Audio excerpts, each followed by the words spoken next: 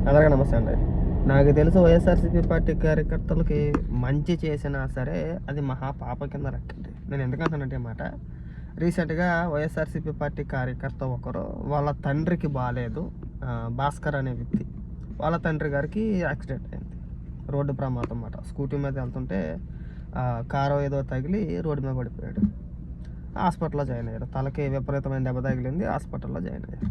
అయితే సహాయం కోసం తన తోటి వైఎస్ఆర్సీపీ పార్టీ కార్యకర్తలను కోరడం జరిగింది. సో ఆర్థికంగా కొద్దిగా ఇబ్బంది పడుతున్నట్టున్నారు.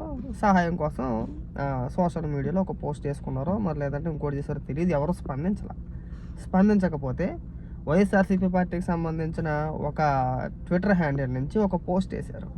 సో పలానా భాస్కర్ అనే వ్యక్తి మన పార్టీ కోసం చాలా కష్టపడుతున్న వ్యక్తి, వాళ్ళ నాన్నగారికి యాక్సిడెంట్ అయింది, దయచేసి మనం అందరం కూడా స్పందించాలి, ఎంతో కొంత ఆర్థిక సహాయం చేద్దామని చెప్పేసి అని వాళ్ళు బ్యాంక్ అకౌంట్లు, ఫోన్ నెంబర్లు, PhonePe number, Google pay number అన్ని నెంబర్లు కూడా అక్కడ మెన్షన్ చేశారు.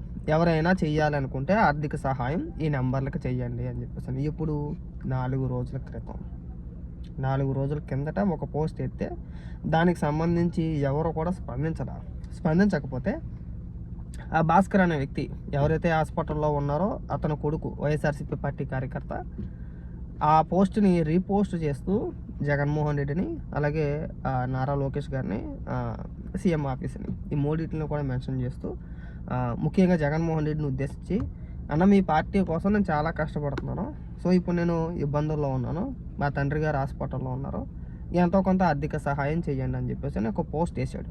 అందులో ప్రధానంగా జగన్మోహన్ రెడ్డిని, నారా లోకేష్ గారిని ఇద్దరిని కూడా మెన్షన్ చేస్తూ ట్యాగ్ చేస్తూ ఒక పోస్ట్ వేసాడు. జగన్మోహన్ రెడ్డి గురించి మనందరికీ తెలిసింది, అలాగే స్పందించలేదు కూడా. ఆ పోస్ట్కి జగన్మోహన్ రెడ్డి కానీ పార్టీ అఫీషియల్ పేజీ కానీ ఎవరు కూడా స్పందించలే. నారా లోకేష్ గారు స్పందించారు. సో మీ తండ్రి గారు ఎలా హాస్పిటల్లో ఉండడం చాలా బాధాకరమైన విషయం. సో మా తరపు నుంచి, ప్రభుత్వం తరపు నుంచి ఏం చేయాలో మేము చేస్తాం, మా టీం మీతో మాట్లాడుతుంది, మీతో మాట్లాడి ఎంతవరకు చేయాలో మేము చేసి పెడతామని చెప్పేసి అని అన్నారు. టీం ఫోన్ చేశారు, అతనితో మాట్లాడారు, ఎంతవరకు చేస్తారు అనేది ఇంకా తెలియదు, కానీ మాట్లాడడం అయితే జరిగింది. బహుశా ఇవాళ రేపట్లో అయిపోవచ్చు కూడా అది. దానికి వైఎస్ఆర్సీపీ పార్టీ సోషల్ మీడియా అంతా నారా లోకేష్ గారిని ఉద్దేశించి, నారా లోకేష్ గారు దీన్ని రాజకీయంగా వాడుకుంటున్నారని చెప్పేసి ట్రోల్ చేస్తున్నారు. అసలు ట్రోల్ చేయాల్సిన అంశం ఏంట్రా అది? ట్రోల్ చేసే అంశమేనా? సోషల్ మీడియాలో ఎవరు అడిగారు? వైఎస్ఆర్సీపీ పార్టీ కార్యకర్త నారా లోకేష్ గారిని అడిగాడు. అడగకుండా స్పందించలా, అడిగితే స్పందించాడు. ఇందులో రాజకీయం ఎక్కడ ఉందండి? మీరు సహాయం చేయరు, ఎవరైనా సహాయం చేద్దామని ముందుకొస్తే వాళ్ళని తిరిగి ట్రోల్ చేస్తారు. ఈ సంస్కృతి మంచిది కాదు. అదే పార్టీ అయినా కానీ ఈ విష సంస్కృతి మానేయాలి. ఆపద ఎవరికైనా ఆపదే. అది మీ పార్టీకి సంబంధించిన వ్యక్తి అయినా, మా పార్టీకి సంబంధించిన వ్యక్తి అయినా, అందులోనూ ఒక వ్యక్తి ప్రాణాపాయ స్థితిలో ఉన్నాడంటే ఆ కుటుంబం ఎంత బాధపడుతుందో అందరికీ తెలిసిందే. ఆర్థికంగా కూడా చితికిపోతారు. ఎంతో కొంత మనం భరోసాగా ఉండాలి.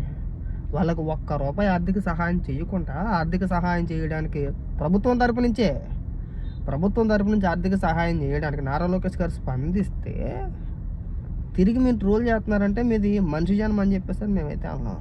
మిమ్మల్ని పశువులతో పోల్చాలి, పశువులను కూడా అన్నాం మిమ్మల్ని. ఇంకా ఏదైనా వింత జీవులు ఏమన్నా ఉంటే వాటితో పోలిస్తే